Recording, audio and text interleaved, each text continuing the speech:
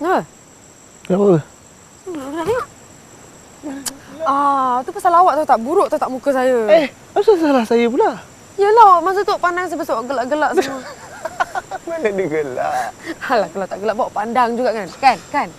Mestilah pandang. Kan? Cantik. Biasa semua orang cantik kena pandang je lah. Tak juga sebenarnya. Dia kena cantik. Lepas tu dia kena garang. Mana ada garang? Ni apa ni? Tengok tu. Wah! Jangan.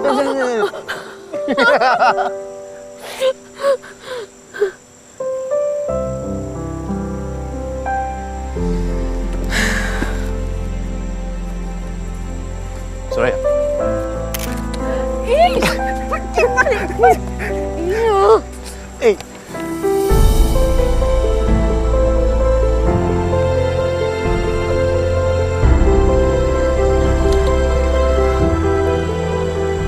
Besok pergi mana? Apa yang tak best? Tak ada balik! Wow!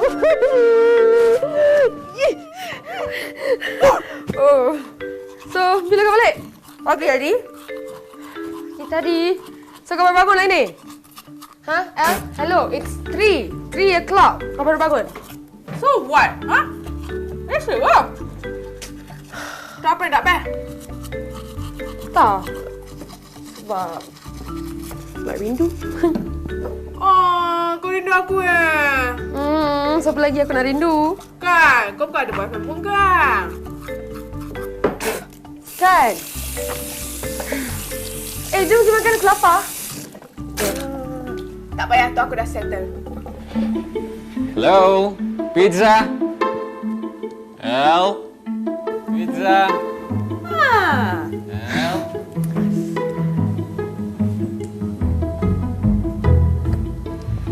Breakfast. Apa salah lambat? Oh, mana lambat? Hello, JD. Hai.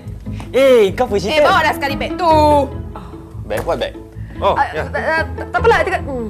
Oh, okey. Oh, heavy. Sorry, berat. It's okay. Tak apa. Aku. Apa yang berat sangat?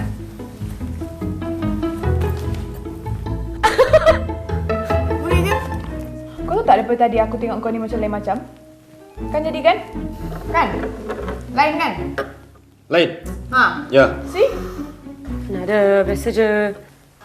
Mana ada apa? Kalau gitu Pak sinilah phone kau. Hei, Pak. Kata tak ada tunggu siapa kau? Apa masalah? Merepek lah kau ni. Dah pandai sorok phone pada aku Selama ni tak ada sorok pun. Apa rahsia-rahsia? Paklah sini. Kau nak ada apa kau? Asyik apa? Biarlah. Wow.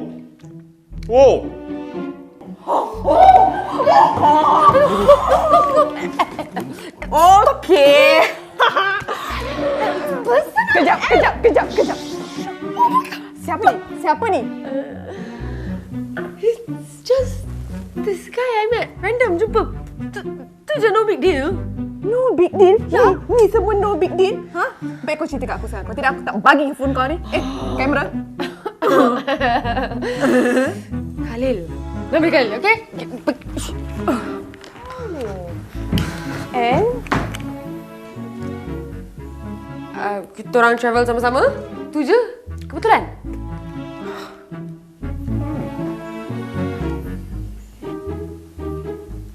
It's a summer thing. And it's over.